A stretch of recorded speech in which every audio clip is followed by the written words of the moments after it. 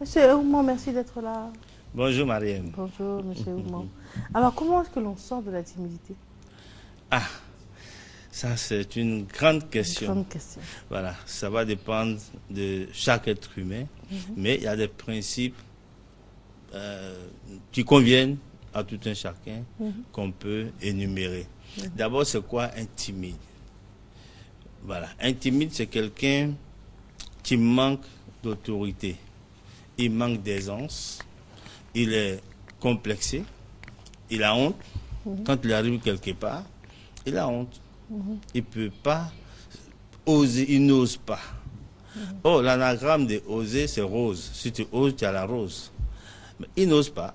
Donc si tu n'oses pas, tu auras que les épines de la rose. Vous voyez? Donc il faut que les gens... Mais cela se construit depuis l'enfance. Hein. Mais quand on dit oser, Oui. on a l'impression que quand on ose trop, on peut nous traiter de téméraires ou d'effrontés. Oui, effectivement. Quand on ose trop, voilà. Mais il faut déjà avoir cette envie d'oser. Si vous n'osez pas réussir, vous resterez comme vous êtes. Il faut oser réussir. Il y a des gens qui font beaucoup de grandes choses aujourd'hui. Ils affrontent des personnalités, ils affrontent des choses que personne d'autre n'ose affronter. Mais eux, ils osent affronter et ils ont le résultat. Est-ce que le résultat est forcément positif? Ça peut ne pas être positif, mais ceux qui osent n'ont pas peur de recommencer. Voilà. La plus grande erreur, c'est de tomber puis rester tombé. Mais une fois que vous êtes tombé, qu'est-ce qu'il vous reste à faire? Tu vois, on ne peut pas aller plus bas, il faut se lever. Voilà, il faut te lever. Voilà. Et ceux qui n'osent pas, ceux qui sont timides, qu'est-ce que les gens vont dire si je dis ceci, si je dis cela? Comment on va me trouver, comment on va me prendre, et ainsi de suite. Tu dois demander. Il faut oser demander. Demande. Si on ne te donne pas, on ne t'a pas donné. Mais au moins tu as demandé. Mais est-ce que on aime les personnes qui bousculent, qui forcent? Parce que des fois on peut caricaturer en disant ah le monsieur il est discret, il est dans son coin et tout. Donc des fois est-ce que c'est pas une personnalité comme ça que l'on recherche plutôt qu'on dise oh celui-là fait attention hein, il est comme du lait sur le feu. Si tu fais pas attention. Il y a ceux qui sont extravagants. Sur ta tête. Là ils sont extravagants. Voilà. Mais si tu veux sortir de ta timidité, nul n'a besoin d'être extravagant. Voilà. Il faut seulement s'accepter tel qu'on est.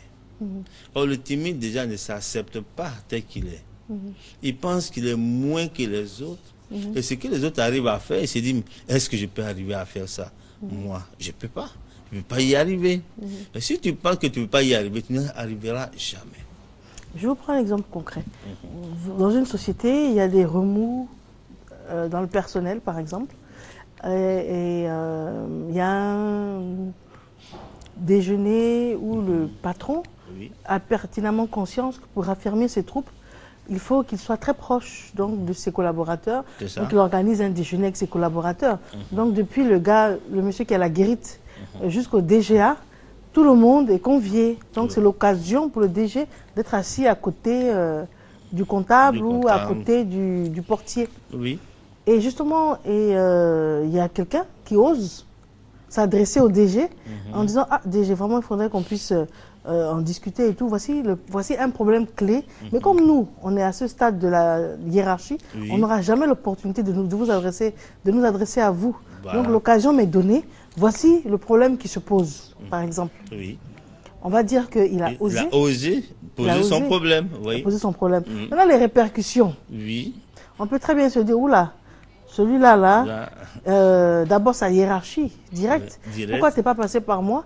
Pourquoi ci, pourquoi ça? Tu te prends pour qui? Pour oser? On peut très bien le blâmer, le rudoyer, le frustrer, parce qu'il a osé aussi. Oui, parce que les gens n'ont pas envie d'évoluer. C'est pour cela. L'ère où il faut manager de façon pyramidale, c'est fini. On n'est plus là-dedans. Le management aujourd'hui est devenu horizontal. C'est ça le développement personnel. Comment c'est né?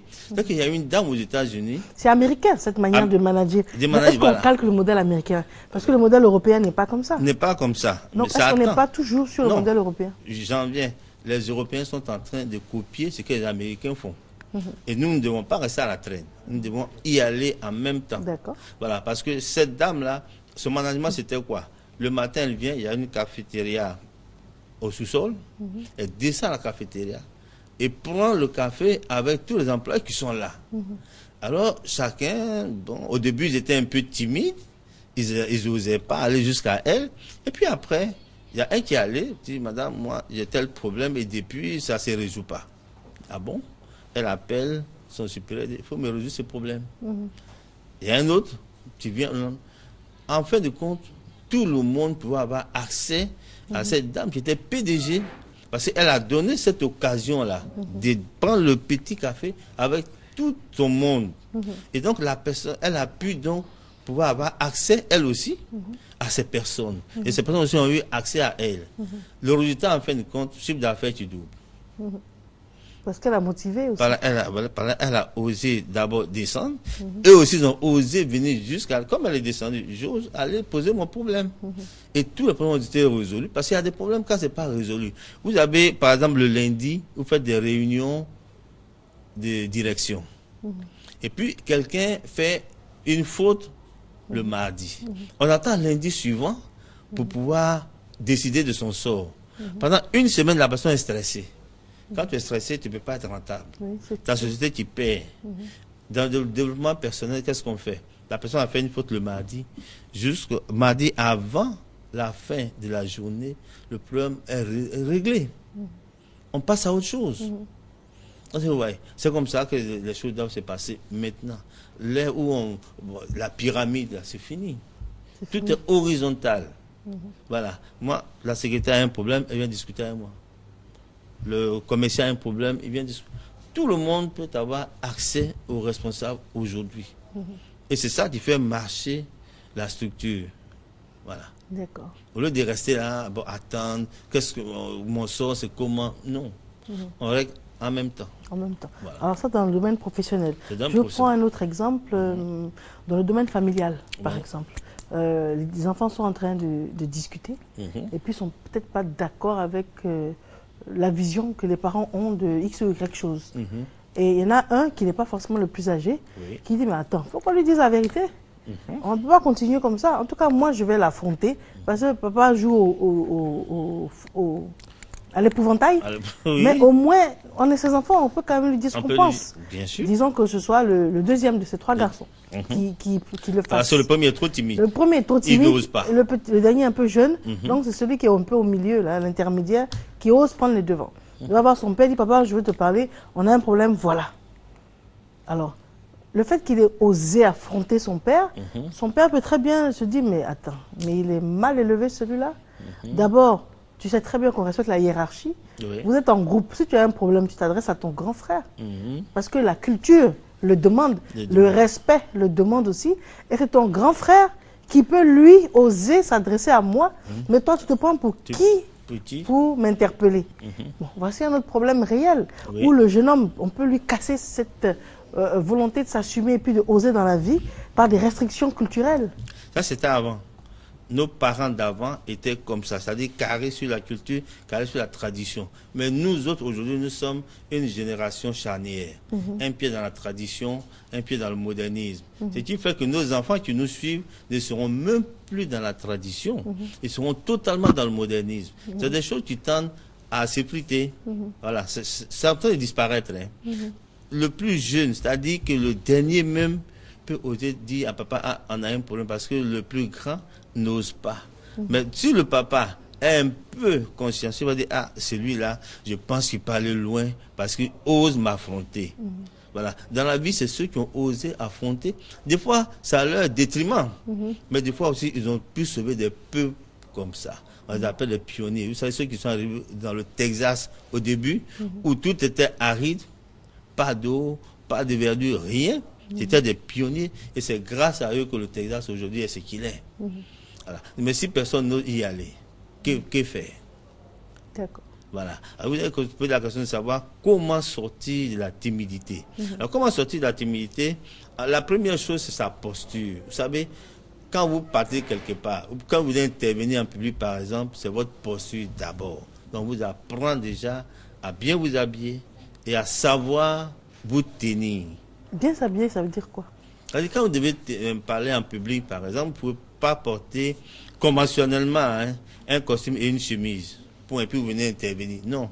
Costume, chemise, obligation est faite de porter la cravate là-dessus. Ça dépend de la culture aussi. Vous avez des personnes qui s'adressent en très beau bazin sénégalais, par exemple, et puis c'est magnifique. Oui, dans leur culture, c'est bon. Mais je dis, conventionnellement, à l'international, c'est comme ça. Pourtant, c'est apprécié, au contraire, les gens regardent encore plus, parce qu'il y a la broderie, parce que le costume, finalement, devient quelque chose de tellement commun. Le costume, c'est notre première prison. Hein. Oui, notre première prison à nous tous, c'est le costume. On est prisonniers du costume. Vraiment, vous êtes prisonniers. On est prisonniers du costume. Quand on ne fait pas attention, on dirait des pingouins alignés. Mais tout on le est monde a la même tous. Et en plus, il y a des couleurs. Parce que des fois, on dit qu'il faut que la cravate soit rouge, il faut que la cravate soit bleu, ciel. Enfin. Alors, la convention, c'est quoi? Le costume bleu, la cravate rouge, la chemise blanche. Voilà, la convention. Donc, finalement, tout le monde se regarde, se ressemble. C'est-à-dire, quand vous devez intervenir en public, c'est les mots que vous allez dire comptent pour 7%. Mais votre posture, quand on vous voit, et c'est comment vous êtes arrêté, la gestuelle que vous allez faire va compter pour 56%. Ça, c'est bon à savoir. C'est ça qui est l'influence que vous avez sur les gens. C'est ça qu'on recherche. Mais d'abord, on revient sur le costume. Oui. J'aurais tendance à dire que pour se singulariser, oui. Parce qu'il y a 20 personnes qui vont intervenir, il y en a 19 en costume. Donc celle qui sera bien dans la tradition, dans la culture, peut-être quelque chose de coloré, comme ça, avec un petit chapeau. Par exemple, un homme, d'abord, il sera beaucoup plus remarquable que les 19 autres qui seront en costume bleu marine. Oui, vous serez plus remarquable, mais est-ce que vous aurez de l'influence sur votre public? C'est dans le comportement maintenant. Ce qu'on recherche, c'est l'influence que vous avez sur le public. Vous pouvez venir, et puis dès qu'on vous voit, on commence à vous applaudir. Parce que la tenue est belle. Non, en fait, il y a l'entrée. Pas parce que la tenue est belle, mais parce que vous avez de l'influence. Quand les gens vous voient, ils sont contents. Ok. Imaginez que vous voulez intervenir en public, que vous portez un costume orange. Ça va agresser les gens. Ce n'est pas bon. L'orange va servir à autre chose dans d'autres lieux, ainsi de suite. D'accord. Vous voyez, un prêtre qui accompagne un défunt, un mort au cimetière, c'est toujours du violet. Parce que le violet est la couleur la plus subtile. Donc c'est en fonction du lieu où tu te rends, quelle influence tu vas avoir sur les personnes qui sont là. Vous devez intervenir avec, et puis vous savez que votre public, c'est que des dames. Ben, la première chose que vous devez mettre dans votre tête, c'est que quand les dames sont réunies, il y a des couleurs qu'elles peuvent apprécier. Si vous arrivez et que vous êtes dans une prière, une couleur autre que ce qu'elles ont l'habitude d'apprécier, elles ne vous écouteront même pas. Même si on dit votre attention, s'il vous plaît? Vous voyez, il y a des moments où on ne va même pas dire votre attention, s'il vous plaît. Dès qu'on vous voit, l'attention est attirée en même temps. On n'a pas besoin de dire, on n'a pas besoin de demander des applaudissements à la fin de votre discours, par exemple. D'accord, voilà. Mais or, le timide ne peut pas arriver à faire ça. Voilà. Donc, on lui D'abord, quelles sont les couleurs que les femmes auraient appréciées? Alors, ça dépend. Si c'est des jeunes filles, bon, vous savez, tous les tons de bleu sont bons pour apprécier pour les femmes.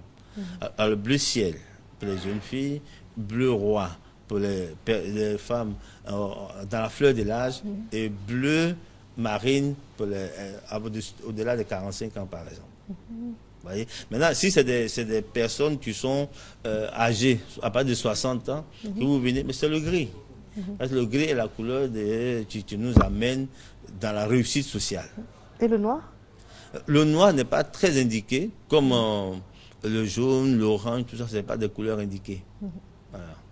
C'est la couleur qui va avoir de l'influence sur ton public. À partir du moment où tu as l'influence, tu peux parler. Tout ce que tu diras sera pris à bon escient.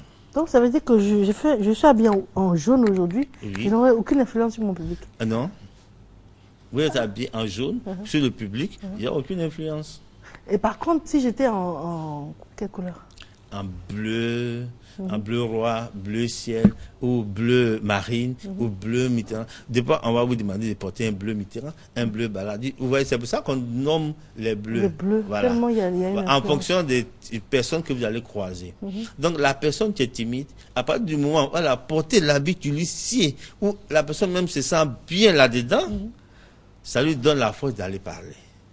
de pouvoir sortir de sa timidité. Mais si vous êtes timide. Pourquoi est-ce que vous avez du jaune dans la cravate?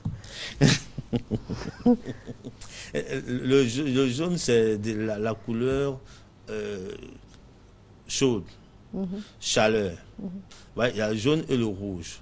Par exemple, aujourd'hui, si vous avez un enfant qui est timide, qui n'ose pas, il ne faut pas l'habiller en bleu ni en vert. Il faut l'habiller en jaune et au rouge, pour que l'enfant, la couleur, l'incidence de la couleur sur lui, sur sa psyché, va le booster.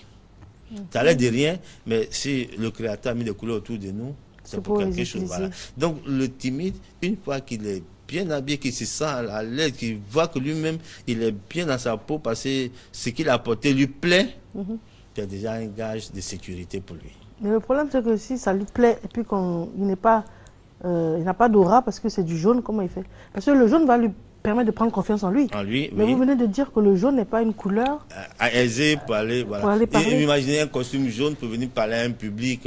Vous n'êtes déjà pas accepté. On vous trouvera des vulgaires. Voilà. C'est bon pour les artistes. Hein. Voilà. Si c'est un artiste, là, c'est bon. Voilà. Mais voilà, dans la société, non. Alors, il y a des exercices à faire pour les timides que je vais donner maintenant. Cela dépend. Il y a un message professionnel, un message personnel et un message, disons, amoureux, pour les amoureux. Oui. Alors, pendant 10 jours, tous les matins, vous levez, vous regardez dans la glace. Pour un message personnel, c'est-à-dire, je suis Jean, je suis Paul, je suis telle personne, j'ai suffisamment d'estime pour moi-même. Et vous dites que je m'offre à moi-même cet univers, cette journée. Là, c'est le message personnel qu'on s'offre. Maintenant, il y a un autre message qui est professionnel. Hein? Vous dites, je suis la personne qu'il vous faut. J'ai toutes les qualités que vous recherchez pour le poste demandé. Faites-moi confiance. C'est ce qu'on dit à l'autre. Non, c'est ce que vous dites devant la glace tous les matins pendant 10 jours. On se parle. Voilà, on se parle à soi-même. C'est une phase d'autosuggestion qu'on s'est fait pour sortir de sa timidité. Parce que vous devez aller intervenir quelque part où on va vous interroger pour pouvoir vous prendre ou ne pas vous prendre. Quand vous êtes candidat à un poste, il faut vous dire ça. Pendant 10 jours, si vous avez 10 jours devant vous, n'attendez pas qu'on vous appelle pour dire venez demain pour que vous commenciez ça. Non. Dès aujourd'hui, vous commencez à faire ça. Voilà. Le jour qu'on vous appelle, vous êtes prêt. Et le message amoureux? Le message amoureux, je suis celui ou celle que vous attendez. Vous n'avez pas attendu pour rien. Je suis là. Je suis même votre récompense. Et vous sortez de la timidité comme ça. Donc on se répète cette phrase-là, mais on ne la dit pas à l'autre. Tous les matins, vous prenez la douche et vous regardez devant la glace et vous dites ça. Je suis celui, mais je suis celle que vous attendez. Vous n'avez pas attendu en vain. Car me voilà. Je suis ta récompense. Je suis votre récompense. Ouais, mais on ne le dit pas à l'autre, on se le dit. On le dit à haute et intelligible voix devant le mur, à la glace. Oui, d'accord, mais quand on a fini de répéter, quand on est prêt, on ne le dit pas à l'autre. Non, non, non. Quand vous avez fini de répéter, quand vous voyez l'autre, l'autre même, il sait déjà que c'est la personne qui l'attendait. Ah, ok. L'autre même sait déjà. D'accord. Mais pour ça, il faut avoir la posture. Il faut avoir la posture. Mais vous dites ça devant la glace, chez vous à la maison, vous vous mettez quand même à l'aise. À l'aise, donc on se redresse. On se redresse, on se met bien, et puis on le dit. On regarde la glace comme ça, et puis on le dit. Et puis pas la peine de faire comme ça pour dire non, je suis celle que tu as. Non. On parle avec conviction. Conviction. Voilà. On le dit avec conviction. D'accord. C'est bien noté, Hassan? Propre. Votre mot de fin? Alors, non, parce que tout le monde a suivi, hein. Madame Dindane et tout le monde. Hein. Ça, ce sont les exercices à faire. Il faut se servir de ses défauts pour réussir dans la vie. Ok. Voilà. En conclusion, quoi. Par exemple, si vous êtes timide, comme on est en train de le dire, ou anxieux, vous pouvez devenir un bon comptable. Vous voyez? Si vous êtes bavard, vous pouvez être bon commercial. Vous pouvez vendre n'importe quoi pour vendre du vent. On s'en fout. Non, excusez-moi. On s'en fout. Il suffit, il faut vendre seulement. Vous avez besoin de vendre, alors vendez. Si vous êtes un prétentieux, un orgueilleux, un courageux, vous serez un bon entrepreneur. D'accord. Si vous n'avez aucun orgueil, donc comment pouvez-vous être le timide, l'anxieux devient comptable, le bavard devient commercial, et puis le prétentieux, l'orgueilleux, l'entrepreneur devient un bon entrepreneur. D'accord. Très bien. Donc, il faut se servir de ces défauts. Il ne faut pas dire, j'ai tel défaut, donc je vais m'intimider, je suis derrière, je peux rien faire. Si venir accompagner les autres, je ne peux rien faire. Si venir accompagner les autres, non, on est venu seul, on retourne seul. personne n'est venu accompagner l'autre, tout le monde peut être devant. Tout à fait. D'accord. Voilà. On vous joint comment? 57 11 69 11. D'accord. En tout cas, on est devant. Ça, et c'est ce que l'on vous souhaite également, d'être devant. Il y a beaucoup de chanteurs ivoiriens l'ont repris. Oui. L'année de mon année, je vais réussir, je suis pas. Non, franchement, et c'est motivant. C'est motivant. Que je vais réussir. Quand il dit je vais réussir, c'est qu'il a déjà réussi. Il ne faut même pas dire je vais réussir, il faut dire j'ai déjà réussi. Voilà. Comme ceux qui disent j'attends, non. Il faut dire que tu as déjà eu ce que tu attends. C'est pas la peine d'attendre. Tu l'as déjà eu. Et donc tu te motives toi-même pour aller le chercher, ce que tu pensais attendre. D'accord. Voilà. Très bien. Merci à vous. Merci, Mariam. Alors, j'aurais dit une transition musicale, j'aurais dit le jingle également, parce que notre premier invité, la direction commerciale et marketing, est déjà installée. Donc, à la discrétion de notre réalisateur, en tout cas, nous, on est prêts pour recevoir nos invités.